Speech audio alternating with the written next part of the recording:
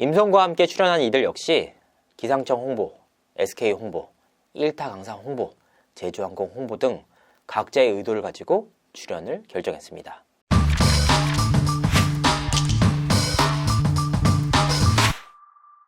시청자 여러분 안녕하세요. 연예대통령 이진호입니다. 병아리 매니저 임송이 뜻밖의 비난에 직면했습니다. 그 계기는 바로 예능방송 출연이었는데요. 임송은 지난 6일 MBC 예능 프로그램 아무튼 출근을 통해 초보 카페 사장으로서의 근황을 전했습니다.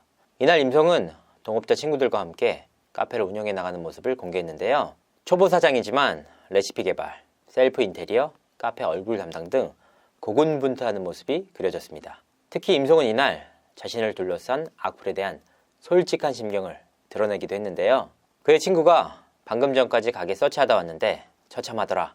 돈이 궁해지니까 자영업을 한다고 하더라. 나한테 오는 댓글도 아닌데 사람을 망가뜨리더라 라고 말했습니다. 이에 임송은 돈이 궁하니까 내려온 거 맞고 고향에 와서 친구들하고 놀고 싶었던 것도 맞다.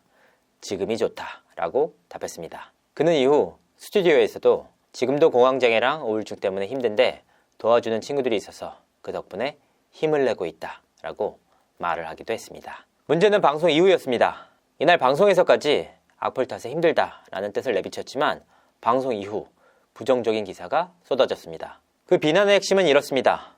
유명세 때문에 힘들다고 방송가를 떠났던 그녀가 방송에 출연해 카페 홍보에 나섰다. 전참시 이후에 정신적인 고통을 호소한 임송이 카페 개업 한 달여 만에 다시 방송에 출연한 것을 두고 갑론을박이 이어지고 있다. 사실 저는 임송 양과 두 차례 인터뷰를 통해 그녀가 왜 전참시에서 하차하게 됐는지, 또한 그녀가 왜 매니저 일을 그만두게 됐는지 등에 대해서 구체적인 이야기를 들을 수 있었는데요. 그래서인지 방송 이후 이어진 비난에 대해 납득하기 어려운 부분들이 있었습니다. 대체 어떤 내용들이었는지 오해와 진실편으로 정리해봤습니다. 첫 번째, 방송 홍보를 위해 나왔다? 카페 홍보를 위한 출연은 어쩌면 당연한 이야기입니다. 올 초 매니저 일을 그만둔 이후 그녀가 처음 모습을 드러낸 방송은 SBS 동상이몽이었는데요. 임송은 지난 4월 카페 개업 이후 낮은 매출로 힘들어하고 있었습니다. 이 같은 상황을 전해들은 박성광 씨는 손발을 걷어붙였는데요. 아내인 이소리 씨를 비롯한 동상이몽 팀까지 대동해 임송 양의 카페를 찾은 것이죠. 전 매니저인 임송을 돕기 위해 그야말로 최선을 다한 셈인데요. 그 덕분이었을까요? 동상이몽 방송에 출연하면서 큰 화제를 불러일으켰습니다. 덕분에 아무튼 출근해까지 출연하게 된 것인데요. 그러니까 1년의 방송 출연은 임송 양이 먼저 컨택에 나서서 이루어진 것이 아닙니다. 한 번은 박성광 씨의 호의로, 두 번째는 동상이몽의 출연이 큰 이슈가 되면서 아무튼 출근 측에서 먼저 제의를 하게 된 것이죠. 홍보를 위해 방송에 출연한 것은 사실이지만 임송 양만을 향해 비난이 있는 것에 대해서는 의문부호가 붙습니다. 왜냐? 아무튼 출근에 출연하는 출연자 대부분이 자신의 홍보를 위해 출연을 결정합니다. 회사 홍보를 위해 전략적으로 출연하는 경우도 많은데요. 임송과 함께 출연한 이들 역시 기상청 홍보, SK 홍보, 1타 강사 홍보, 제주항공 홍보 등 각자의 의도를 가지고 출연을 결정했습니다. 이 때문에 유독 임송 양만을 두고 비난의 목소리를 높이는 건 납득하기 어려운 부분입니다. 두 번째, 악플과 유명세 때문에 힘들다고 했는데 방송에 또다시 출연했다? 임송 양이 악플과 유명세 때문에 힘들어했던 건 사실입니다. 이날 방송에서도 밝혔듯이 우울증과 공황장애로 인해 어려운 시기를 겪었는데요. 병아리 매니저로 전참시를 통해 큰 인기를 얻기도 했지만 그에 따른 후폭풍 역시 엄청나게 거셌습니다. 사회 초년생으로서 감당하기 어려운 수준이었다고 하는데요. 방송에 출연하면 또 악플을 받을 텐데 왜 또 방송에 출연했느냐? 이 부분 역시 일방적으로 손가락질하기 어려운 이유가 있습니다. 저는 지난 5월 송희 매니저와 전화 인터뷰를 진행한 바 있는데요. 당시 임송 씨는 4월 초에 가오픈을 했는데 코로나 때문에 극심한 매출 부진을 겪었다라고 어려움을 토로한 바 있습니다. 그 가오픈이랑 지금 5월 10일까지 총 매출이 얼마나인지 알 수 있을까요? 하면 한 150도 안 됐었던 것 같은데요. 150만 원. 네. 그 친구 몇 명이서 같이 하시는 거예요? 저 포함해서 3명이서 해요. 진짜 저희 다 이제 거지가 된 거죠. 그의 말에 따르면 4월부터 5월 10일까지 가오픈 한 달 기간 동안 총 매출액이 150만 원에 불과했는데요. 이 카페는 특히 임송양 혼자 운영하는 곳이 아닙니다. 친구 셋과 동업을 하는 곳인데요. 순수익금도 아닌 총 매출이 150만 원이라는 건 언제 문을 닫아도 이상하지 않을 수준이라는 의미입니다. 특히 이 카페는 엄마에게 3천만 원을 빌리고 은행에 대출까지 받아가며 차린 것인데요. 이런 상황 속에서 월 매출 150만 원은 그야말로 엄청난 압박이었다고 합니다. 그러니까 카페 운영은 임송양에게 그야말로 생존이 달린 일인데요.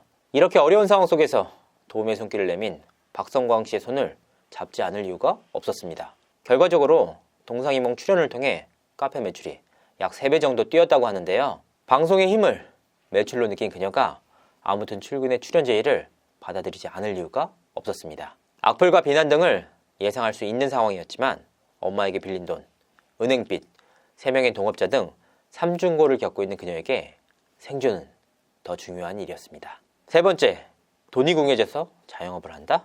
일각에서는 임송이 전참시 등을 통해 많은 돈을 벌었다라는 설도 나왔는데요. 임송양의 전참시 출연은 박성광의 매니저 일을 보던 시기에 이루어졌습니다.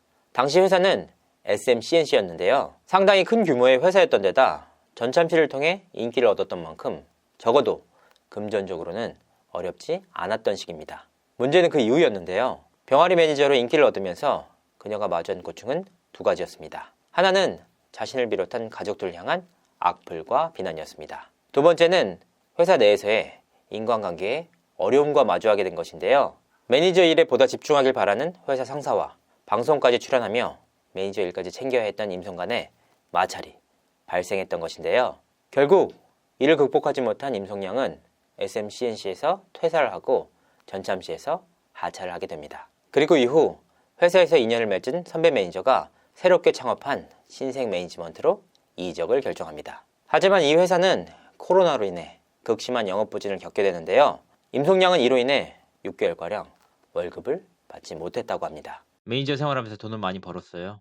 아니요, 전혀요. 코로나가 시작되면서 회사 많이 어려워졌고 예. 월급도 못 받고 막 이래가지고 아, 직장인에게 있어 6개월간 월급이 밀린다는 건 그야말로 엄청난 스트레스가 아닐 수 없는데요.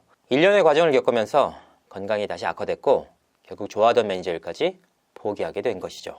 만약 임송양이 전참시를 통해 일반인이 만지기 힘든 수준의 돈을 벌었다면 카페 창업 과정에서 어머니에게 3천만 원을 비롯한 은행 빚을 지지 않아도 됐습니다.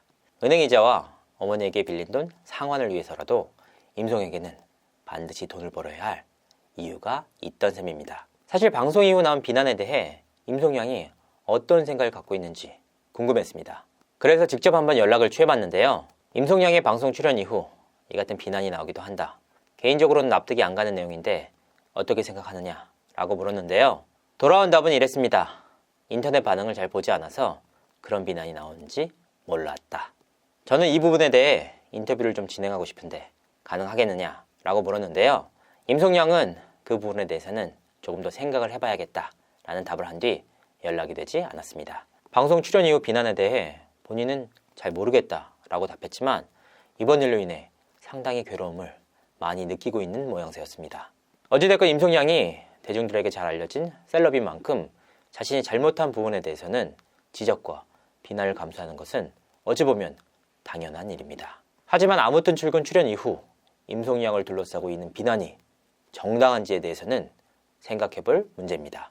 이상으로 이진우였습니다. 감사합니다.